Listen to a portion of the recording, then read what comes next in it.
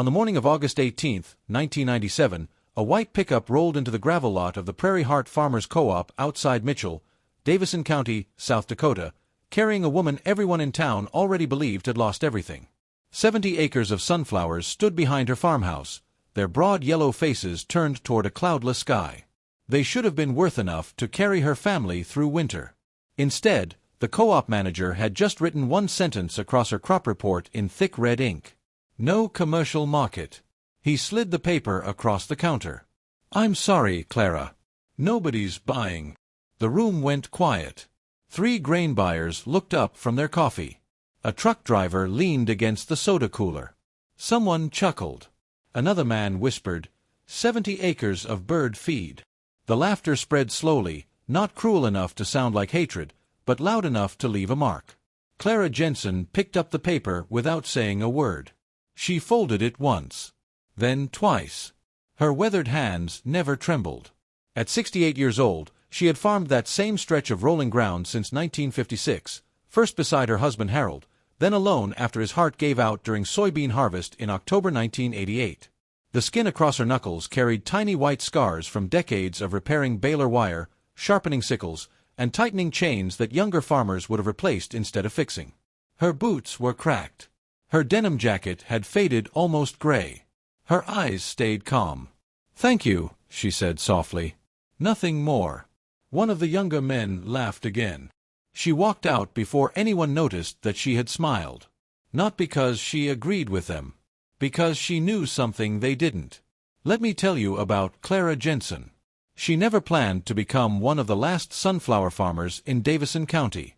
When Harold bought the family farm in 1956, they planted wheat, corn, oats, and alfalfa like nearly everyone else across eastern South Dakota. The place covered 160 acres, purchased with a Veterans Administration loan after Harold returned from Korea. The farmhouse leaned slightly west. The barn had been standing since 1929. Every fence post had been set by Harold's father.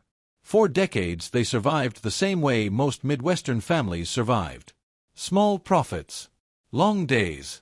Very little debt. Then agriculture changed. Bigger equipment arrived. Larger farms swallowed smaller ones. Contracts favored volume instead of patience. Neighbors traded diversified fields for endless rows of corn. The co-op encouraged everyone to follow the same path. Uniform crops. Uniform schedules. Uniform thinking. Harold wasn't convinced. Neither was Clara. They believed healthy land should never depend on one harvest alone. After Harold passed away, people assumed Clara would sell. Nearly everyone did. Instead, she kept farming. Not because it made her rich. Because leaving felt like abandoning every sunrise she and Harold had watched together. By 1995, the farm faced another challenge. Corn prices had slipped. Fertilizer costs climbed. Several low areas stopped producing reliable yields. Agricultural extension reports mentioned renewed interest in oilseed sunflowers because they tolerated dry summers better than corn and required fewer nitrogen applications under certain conditions. Most farmers ignored the reports. Clara didn't. She planted 10 experimental acres. The flowers grew taller than anyone expected. Golden. Strong. Their roots reached deep into stubborn soil where corn had struggled for years. The following season she expanded. Then again. By spring 1997, 70 acres shimmered with sunflower seedlings stretching toward the South Dakota sky. The neighbors thought she'd lost her mind. One man joked she was opening a tourist attraction instead of a farm. Another asked where she planned to buy enough birds to eat all those seeds. Clara simply kept working. Every morning began before sunrise. Coffee, boots, fields. She walked each row instead of driving through them. She believed your feet noticed problems before your tires ever could. The center of her operation wasn't the flowers. It was an old machine resting inside the weathered machinery shed. A 1954 Minneapolis Moline UB row crop tractor. 47 drawbar horsepower. Nearly 5,000 pounds. Powered by a 4-cylinder gasoline engine built almost entirely from thick cast iron. Harold bought it secondhand in 1962 from a retiring farmer outside Huron, Beadle County, paying exactly $1,650. People laughed even then. They said newer tractors offered more speed, more comfort, more style. Harold answered the same way every time. If it starts every spring, it already knows more than advertisements. After Harold died, Clara maintained it herself. Every March she drained the oil, adjusted the valves, greased every fitting by hand, replaced cracked hoses before they failed. She still kept Harold's handwritten maintenance notebook inside the toolbox mounted beneath the seat. The pages smelled faintly of grease and dust. Each repair carried a date. Each date carried a memory. The tractor wasn't simply machinery. It was every season they had survived together. It planted the sunflower crop now standing across those 70 acres. It cultivated between the rows. It pulled wagons loaded with seed. It never complained. Neither did Clara. The person most certain she would fail was Ethan Brooks, 38 years old, recently promoted as purchasing manager for Prairie Heart Farmers Co-op. College educated. Sharp-pressed shirts. Perfect spreadsheets. He believed farming should follow numbers, contracts, and market forecasts. Emotion had no place in agriculture. Neither did outdated equipment. He drove a brand-new pickup every 2 years. He respected efficiency. He respected data. He did not respect old habits. The morning Clara left his office, Ethan watched through the window as she climbed slowly onto the Minneapolis Moline. The tractor fired on the second crank. Blue exhaust drifted into the August air. One employee standing beside Ethan laughed. "She'll spend more on fuel than she'll make selling flowers." Ethan smiled. "You know what?" He walked outside, raised his voice just enough for everyone loading grain nearby to hear. "Miss Jensen." Clara eased the tractor to a stop. He rested one arm against the fence. "You still have time to disc those flowers under and salvage next season." Several workers stopped unloading trucks. One folded his arms. Another grinned before taking a sip of coffee. Ethan chuckled. "You've grown 70 acres of the prettiest mistake in Davison County." The workers burst into laughter. Not explosive laughter. The slow kind. The kind people share when they believe the outcome is already decided. Clara listened. Waited. Then climbed carefully down from the tractor. She brushed a little dust from one faded sleeve. Looked Ethan directly in the eye. Her voice stayed gentle. "My husband always said markets change faster than good soil." She climbed back onto the tractor. The old engine settled into its familiar rhythm. Put, put, put. Without another word, she drove away. No anger. No argument. No embarrassment. Only quiet certainty. That evening, as the sun disappeared behind the western hills, a black sedan turned onto the gravel road leading toward Clara's farm. Nobody in Davison County recognized the company logo on its door. And by the time the driver stepped out carrying a leather briefcase, everything the co-op believed about those 70 acres was already beginning to change. The man closed the sedan's door gently, as though he had learned long ago that there was no reason to hurry when arriving at a farm. His name was Victor Salerno, 54 years old, owner of Dakota Prairie Cold Press Oils, a family-operated sunflower oil mill outside Sioux Falls, Minnehaha County, established in 1983 after he inherited his father's small vegetable oil business. His suit was neat. His boots were not. The dust on them told Clara he had already visited farms that day. She shut off the Minneapolis Moline and climbed down. "You must be Mrs. Jensen." "I am." Victor looked across the fields glowing gold beneath the evening light. "I've driven nearly 300 miles to see these." Clara studied him for a moment. "Most people drove here to laugh." Victor smiled. "I came because someone told me you planted hyoleic sunflowers." "I did. And nobody has a contract." She shook her head. "No." Victor looked back toward the field again. Then he laughed.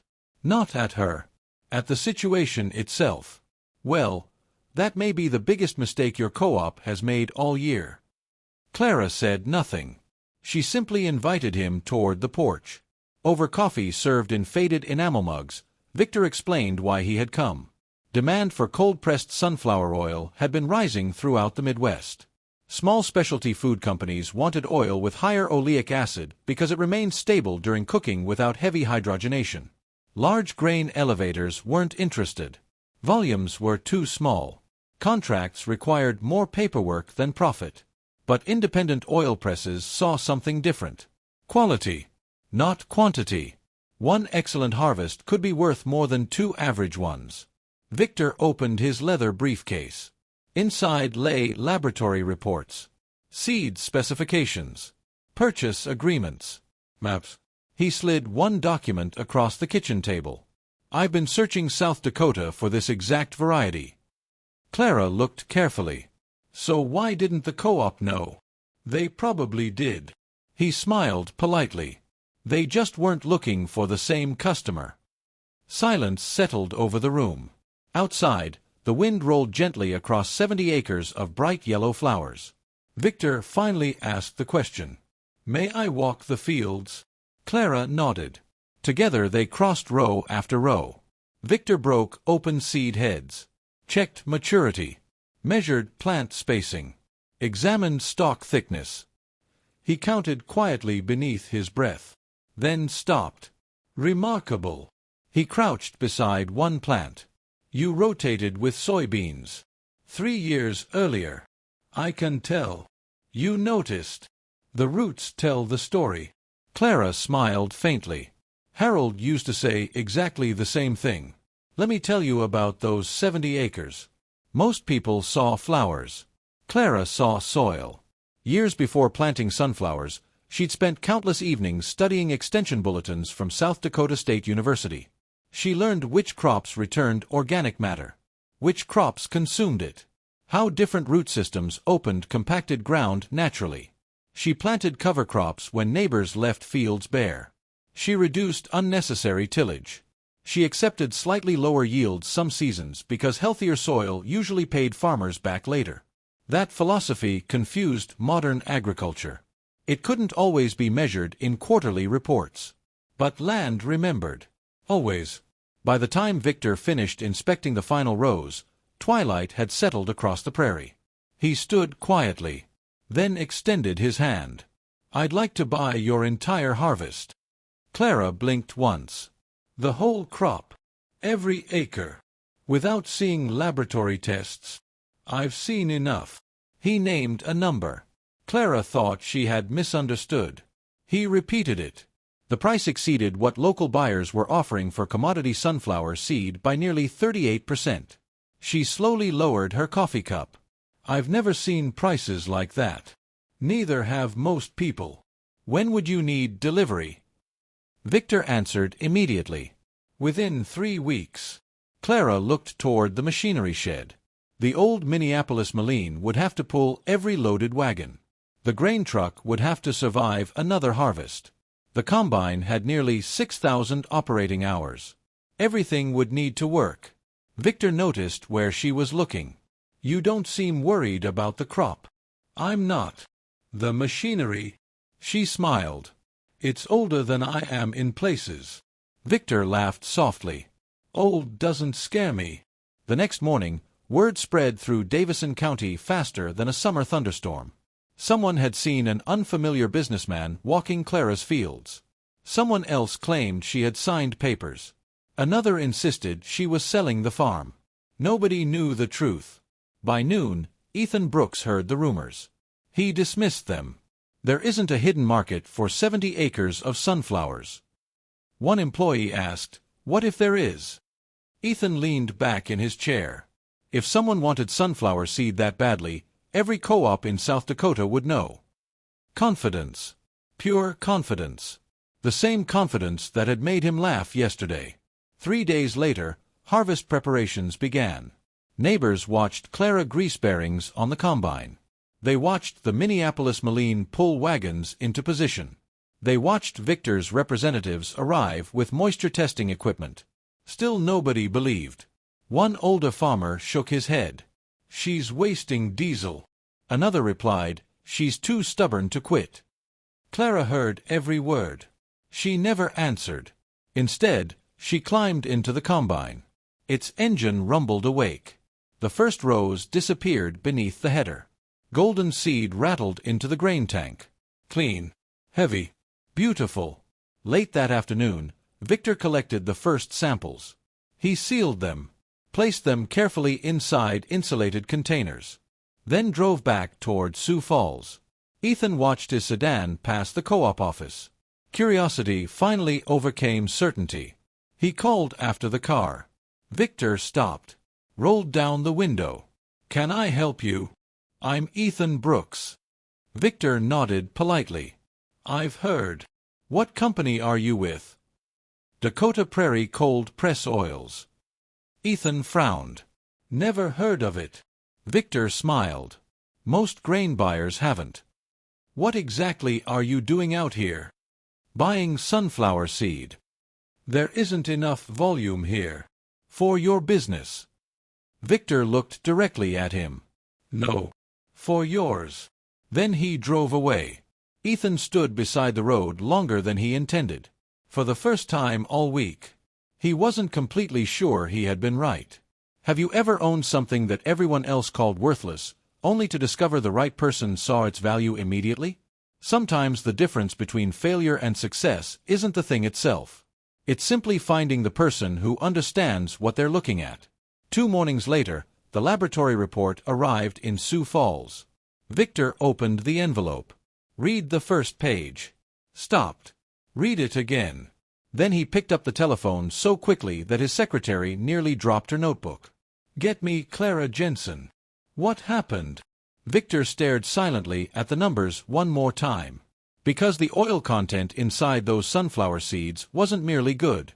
It was the highest his company had measured in nearly 9 years. Victor waited only long enough for the operator to connect the call. When Clara answered, he didn't bother with greetings. "Mrs. Jensen." "Yes." "The laboratory results are back." A brief silence settled between them. Then Victor said the words neither of them had expected. "Your sunflower seed tested at 48.9% oil content." Clara rested one hand against the kitchen table. "Is that good?" Victor laughed warmly. "Good." He paused. "My best supplier last year averaged just under 44%. Another pause. "Mrs. Jensen, your crop isn't just marketable. It's exceptional." Outside the window, the September wind moved gently across the remaining rows waiting for harvest. Clara looked toward the fields. Harold would have smiled. Not because they were about to earn more money. Because the land had answered patience with abundance. By the following Monday, Dakota Prairie Cold Press Oils had dispatched 3 grain trailers to Davison County. Their arrival caused something close to disbelief. Drivers wearing company jackets climbed out. Portable scales were assembled. Moisture meters calibrated. Each truck carried paperwork listing Clara Jensen's farm as the sole pickup location. Farmers driving past slowed almost to a stop. One even turned around for another look. The rumors became louder. "They're probably hauling seed somewhere else. It can't be worth much. Maybe it's experimental." Nobody wanted to admit the obvious. Someone had found value where everyone else had seen failure. Ethan Brooks stood outside the Prairie Heart Farmers Co-op watching the convoy roll down the county road. 3 trucks. All loaded. All heading away from Clara's farm. His assistant stepped beside him. "Should we ask where they're going?" Ethan answered quietly. "I think we already know. But we turned her away." "I know." The words tasted heavier than he expected. Harvest continued for 6 long days. Every morning before sunrise, Clara walked through the machinery shed exactly as Harold once had. She touched every machine before starting work. The grain wagon. The combine. The pickup. Finally, the old 1954 Minneapolis Moline UB. She rested one hand on its faded yellow hood. "Let's finish another one." The engine answered with its familiar growl. No electronics. No touchscreen. Just cast iron, gears, fuel, compression, and decades of faithful service. It pulled loaded wagons hour after hour without complaint. Its rear tires pressed familiar tracks into ground it had crossed for over 35 harvests. The machine remembered every acre. Let me tell you about that tractor. Machines like the Minneapolis Moline UB were built during an era when mechanics expected owners to repair them, not replace them. Its engine produced roughly 47 drawbar horsepower, but horsepower alone never explained why tractors like it survived for generations. What mattered was torque. Horsepower tells you how fast work can be done. Torque tells you how strongly an engine keeps pulling when the load becomes heavy. Old cast-iron engines developed tremendous low-speed torque because of their long strokes and conservative operating speeds. Instead of spinning faster when resistance increased, they simply dug deeper. That is why an old tractor often feels impossible to stall. It doesn't overpower the load. It outlasts it. Perhaps people are not so different. The fourth day of harvest brought unexpected trouble. Dark clouds rolled across eastern South Dakota. Weather radio reports warned of heavy rain approaching from the Missouri River Valley. Victor studied the radar map. If this storm arrives tonight. He didn't finish. He didn't have to. Sunflower heads absorb moisture quickly. A prolonged rain could lower quality. Oil percentages could fall. Harvest had to finish before the storm arrived. Every available truck began hauling. The combine barely stopped moving. The Minneapolis Moline pulled wagon after wagon toward the loading point. By late afternoon, the first drops began falling. Then the tractor coughed. Once. Twice. Its engine stumbled. Finally, silence. The wagon stood half-loaded in the middle of the field. Rain tapped gently against the hood. Victor hurried over. What's wrong? Clara climbed down slowly. Let's find out. She removed the side panel. Checked the fuel line. Nothing. She loosened the sediment bowl. Clean gasoline flowed freely. She reached beneath the magneto. Stopped. Smiled. A loose ignition wire. Victor blinked. That's all. That's all. She tightened the terminal with an old wrench Harold had carried for nearly 40 years. Then climbed back aboard. The starter turned. Once. Twice. The engine fired immediately. Victor shook his head. You knew exactly where to look. I've listened to this tractor longer than some people have listened to their spouses. Both of them laughed. Then the harvest resumed. By sunset, the final wagon rolled onto the scales. Rain intensified only minutes later. Thunder echoed across the prairie. The timing couldn't have been closer. Workers gathered beneath the machine shed roof while water poured across the fields. Victor looked over the completed paperwork. Every pound accounted for. Every trailer sealed. He handed Clara the final purchase contract. She signed carefully. His accountant prepared the payment. The check represented the largest single-crop sale Clara Jensen had ever completed. Not because she harvested more acres.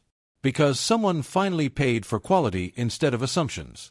The following morning, Ethan Brooks drove alone to Clara's farm. No audience. No employees. No coffee drinkers. No laughter. He removed his cap before walking onto the porch. Clara invited him inside. Neither spoke for several moments. Finally, Ethan broke the silence. I owe you an apology. Clara nodded gently. I suppose you do. I laughed. You did. I told everyone your crop had no market. You believed that. I was wrong. Clara poured 2 cups of coffee. I've been wrong before too. Ethan looked surprised. You have. She smiled. More times than I'd like to admit. Then why didn't you argue with me? She looked through the kitchen window toward the fields. Because arguments rarely change minds. What does? Harvest. The room became perfectly still. Have you ever known you were right while everyone around you insisted you were wrong? It's a lonely place to stand. But sometimes the strongest proof doesn't come from speaking louder. It comes from waiting long enough for the truth to grow. Ethan lowered his eyes. I judged your farm by my spreadsheet. And now? Now I think I forgot that agriculture begins in soil, not in offices. Clara smiled. That's a lesson worth learning. Ethan reached into his briefcase. I'd like Prairie Heart Co-op to make an offer for next year's crop. Clara didn't answer immediately. Instead, she looked toward the rain falling outside. Then back at Ethan. Finally she asked one quiet question. "What makes you think there'll be 70 acres again?" Ethan opened his mouth. But before a single word came out, a pickup truck slid into the muddy driveway carrying news that neither of them could have anticipated. The pickup stopped so suddenly that gravel scattered across the wet yard. Victor Salerno stepped out before the engine was fully off. He wasn't carrying a briefcase this time. Only a folded newspaper. Rain still dripped from the brim of his cap as he hurried onto the porch. "Mrs. Jensen." Clara opened the screen door. Victor held up the paper. "You need to see this." Across the front page of the Mitchell Daily Republic, dated September 18, 1997, a photograph showed Clara standing beside the faded yellow Minneapolis Maline while workers loaded sunflower seed into Dakota Prairie trailers. The headline stretched across the page. "Local farmers' sunflower harvest draws specialty oil buyers." Ethan read every line in silence. The article explained how independent oil processors were increasingly searching for high-quality, high-oleic sunflower seed instead of simply buying the largest harvest available. Agricultural consultants predicted demand could continue growing as specialty food manufacturers expanded across the Midwest. Near the bottom of the article was one sentence that made Ethan stop reading. "Several neighboring farms are reportedly considering adding sunflowers to next year's rotation after observing the Jensen harvest." He folded the newspaper carefully. "I laughed because I thought you were behind the times." Clara smiled. "Sometimes yesterday teaches tomorrow." Over the following weeks, trucks from Dakota Prairie Cold Press Oils carried every bushel from Clara's 70 acres to Sioux Falls. When the final settlement arrived, the numbers surprised even Victor. The crop had exceeded every quality bonus written into the contract. After production costs were paid, Clara earned enough to replace worn fencing, repair the machine shed roof, and clear the remaining balance on the operating loan Harold had once worried would outlive them both. She did something unexpected with the rest. Instead of buying a larger tractor, she bought better soil, lime where it was needed, cover crop seed, drainage improvements for the lowest ground. She invested beneath the surface, exactly where nobody driving past could see. That autumn Ethan returned several times. Not as a buyer, as a student. He walked fields with Clara, asked questions, listened more than he spoke. One afternoon he admitted something that had been bothering him. "I spent years believing every answer was inside production reports." Clara shook her head. "They're useful, but they only measure what already happened." She knelt beside a sunflower stalk and broke apart the soil with her fingers. "This tells you what's going to happen." Ethan looked at the earth in his own hand. Dark, loose, alive. For the first time since graduating from college, he realized farming wasn't simply an industry. It was a conversation with time. The following spring, Prairie Heart Farmers Co-op announced a new specialty oilseed marketing program. It wasn't large, only a pilot project, but it connected independent growers with regional processors instead of assuming commodity markets were the only markets that mattered. When reporters asked Ethan why the program existed, he answered honestly, "Because one farmer reminded us that being certain isn't the same as being correct." He never mentioned the day he laughed. He didn't need to. Everyone remembered. Especially him. Let me tell you about what happened to the old Minneapolis Maline. Most people expected Clara to retire it after the profitable harvest. She never did. Every spring it started. Every autumn it worked. Its paint faded further. Its seat cracked. The steering wheel grew smoother beneath weathered hands. But the engine kept pulling. Local mechanics occasionally offered to replace it with something newer. Clara always thanked them, then reached for the same grease gun Harold had owned. The maintenance notebook gained another page every season. Another date. Another memory. The tractor had become something larger than steel. It had become proof that careful hands can outlast fashionable ideas. 5 years passed. Then 10. By 2007, sunflowers had become a familiar sight again across parts of eastern South Dakota. Several growers sold directly to specialty oil processors. Others experimented with food-grade varieties that once seemed too risky. No one claimed Clara started the movement alone. Agriculture is never changed by one person. But many quietly admitted she had shown what was possible. Victor's company expanded twice. Each new processing line created jobs that hadn't existed when he first drove onto Clara's farm. He never forgot where the turning point began. Inside the reception area of Dakota Prairie Cold Press Oils, visitors noticed a framed photograph. Not of the factory. Not of the newest equipment. Of 70 golden acres outside Mitchell. In October 2012, Clara harvested one final sunflower crop. She was 83. Her pace had slowed. Her hands had grown thinner. But she still insisted on climbing into the Minneapolis Moline before anyone else started work. That winter she signed the farm over to her daughter, Emily Jensen, who had returned after teaching agricultural science for nearly 20 years. Emily brought new ideas. Satellite mapping. Yield monitoring. Improved hybrids. Yet one thing never changed. The old tractor remained in the machinery shed. Not polished. Not displayed. Working. Exactly as Harold would have wanted. Clara passed away peacefully in February 2015, while snow covered the fields she had loved for nearly 6 decades. Her funeral filled the small Lutheran church outside Mitchell. Farmers came wearing clean boots instead of polished shoes. Truck drivers stood beside bankers. Mechanics beside teachers. Victor traveled from Sioux Falls. Ethan sat quietly near the back. After the service ended, people gathered outside beneath a pale winter sky. Nobody hurried home. Ethan walked over to Emily. "I never properly thanked your mother." Emily smiled gently. "She knew. I laughed at her. I know. I've regretted it ever since." Emily looked toward the old Minneapolis Moline, waiting on the trailer that would lead the funeral procession back to the farm. "My mother used to say people deserve room to grow, just like crops." For a long moment neither spoke. Then Ethan reached out and rested one hand on the faded yellow hood. "I hope I did. You did. Let me tell you about the harvest people remember. It wasn't the biggest. It wasn't the most profitable in South Dakota. It didn't break national records. People remembered it because it changed minds. One quiet farmer refused to measure value by popular opinion. One businessman looked beyond the usual marketplace. One doubter chose humility over pride. And one old tractor kept doing exactly what it had been built to do. Some stories survive because they are extraordinary. Others survive because they remind ordinary people that wisdom often arrives wearing dusty boots instead of expensive suits.